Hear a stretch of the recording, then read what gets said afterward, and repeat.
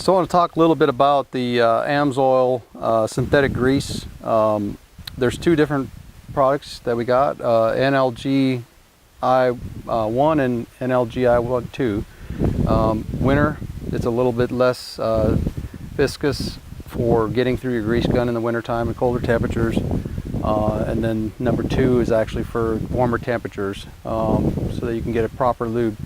And that's important too, because as you're greasing or lubricating your machine, you have to understand, just because you think that grease is coming out, it may not be getting out to the component that you're trying to lubricate.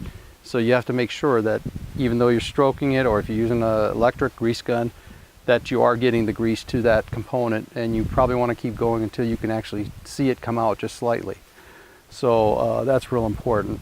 For example, like on this machine, there's so many multiple grease points that you can see on this machine. And if I have all these grease points and none of them are getting properly greased, and within 1,000 hours these components are wore out, it would cost me a fortune to get this machine rebuilt.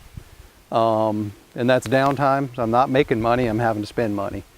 So it's real important that you understand you're getting proper grease into the system, and also using a good grease. A synthetic grease is obviously a fantastic product. And like I said, I'm using the synthetic grease here every 8 hours. This is a high impact machine, and it's been holding up very well. I feel confident that I have absolutely no abnormal pin wear at this point.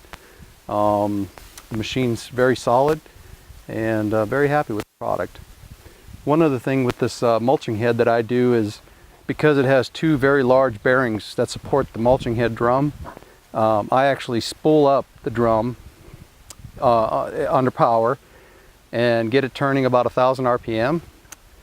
Stop the machine, get out while it's still free spooling, and lube the bearings, so that we are dynamically lubing these bearings rather than static, so that the grease is being carried around the bearing while I'm greasing it.